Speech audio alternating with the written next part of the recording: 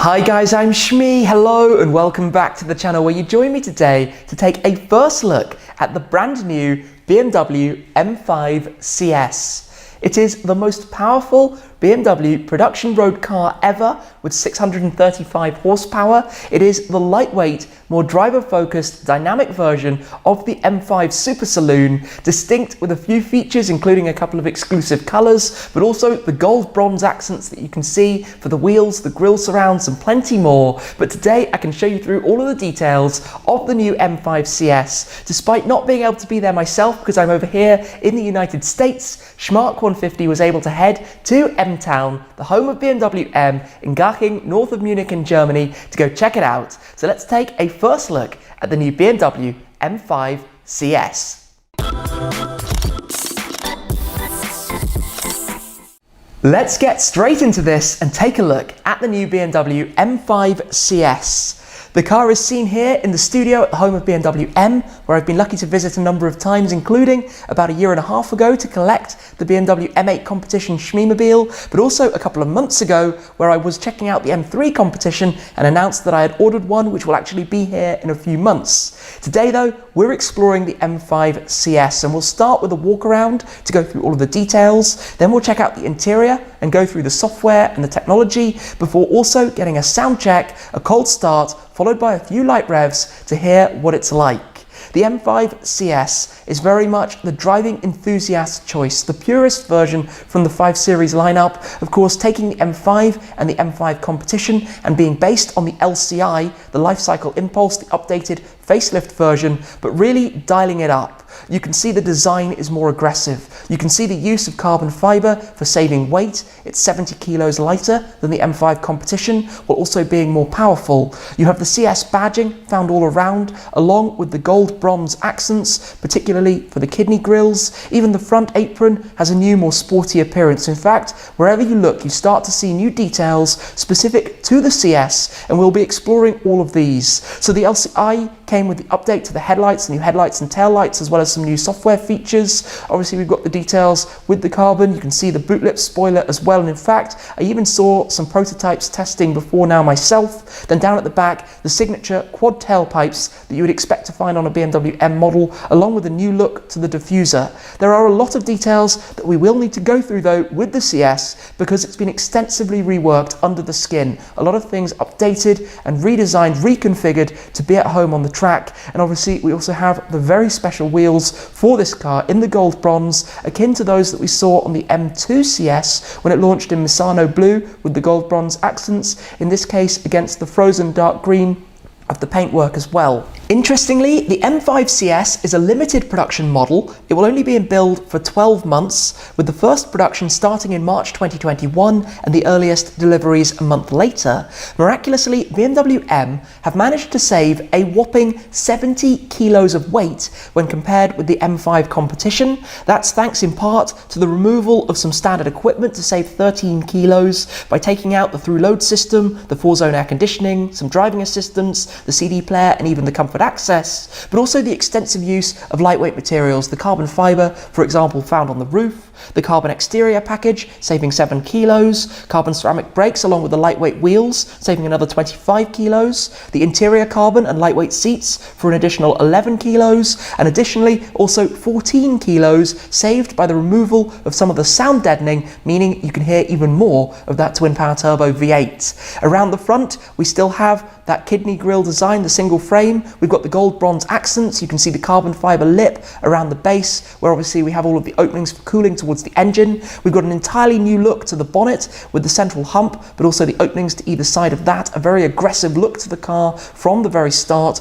along with the updated elements like the new headlights. Of course, we have this gold bronze finish to the wheels as seen on the M2 CS, but there have been a lot of things reworked under the skin for the M5 CS in addition to what you see. For example, numerous elements have been retuned, the bearing springs for all 4 axles, retuned gearbox software, differential software and steering software, along with retuned damper control as well, all obviously working through the 8-speed M-Steptronic auto gearbox and the 4-wheel drive MX drive system that we saw, the switchable system between 2-wheel drive and 4-wheel drive. We absolutely must talk about the yellow headlights that were first introduced with the BMW M8 competition first edition 1 of 8, a special homologated headlight, but if we switch those on, they've now been launched with the M5 CS, and when we come round, just check these out, especially against the frozen deep green metallic paintwork. Those look brilliant. Of course, the LCI headlight, but with the running lights, the lower sections, as you can see, the traditional 4i style, but in the bright yellow against the full white of the traditional headlights, or I should say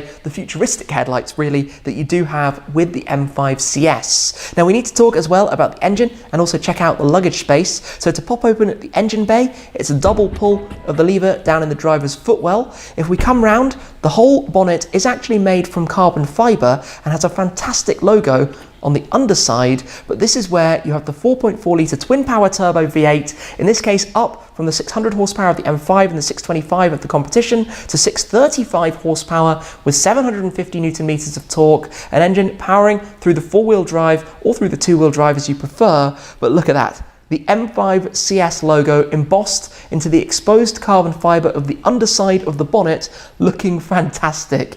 Each time you ever open that bonnet up, it is going to be quite an event to see it. Closing it back down though, I think let's head out, just take in this car with the headlights on.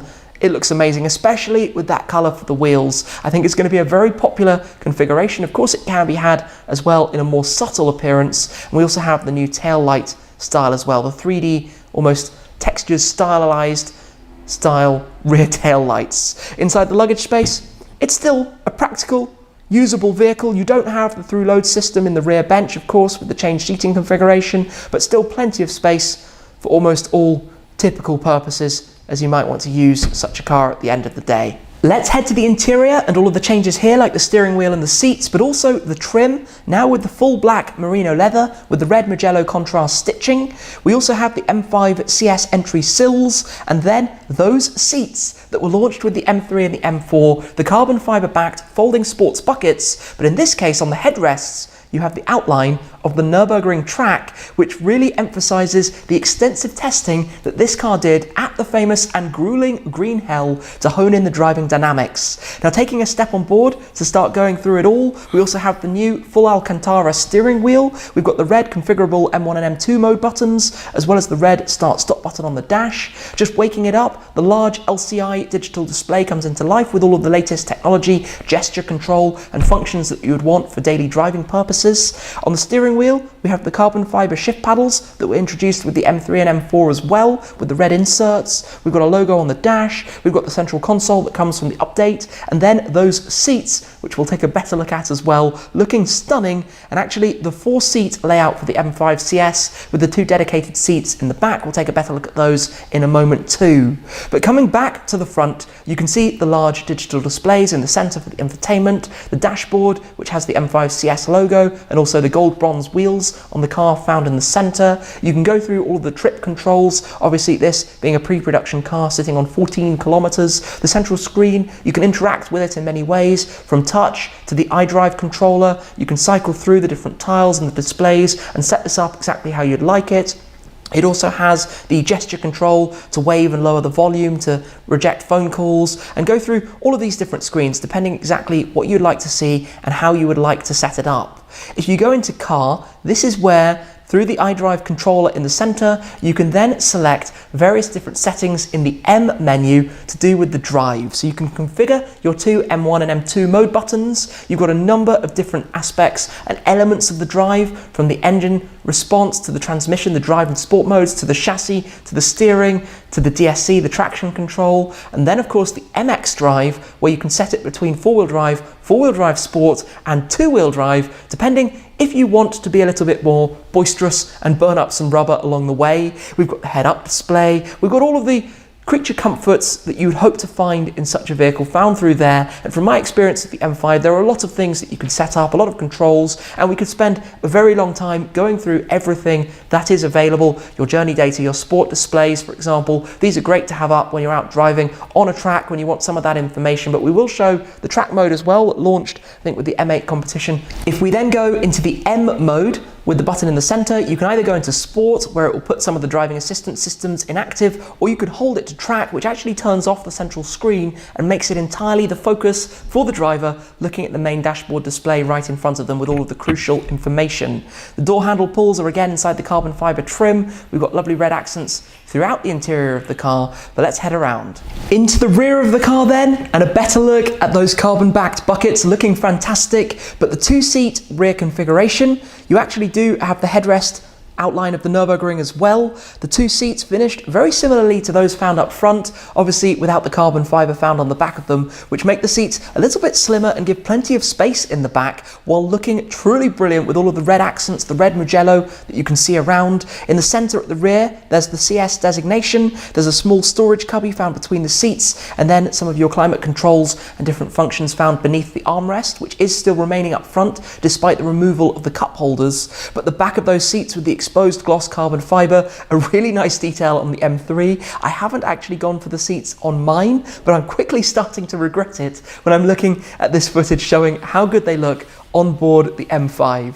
But you know what? I think it is time as well that we get to hear the M5 CS. So let's have a cold start and a few revs to take in the sound.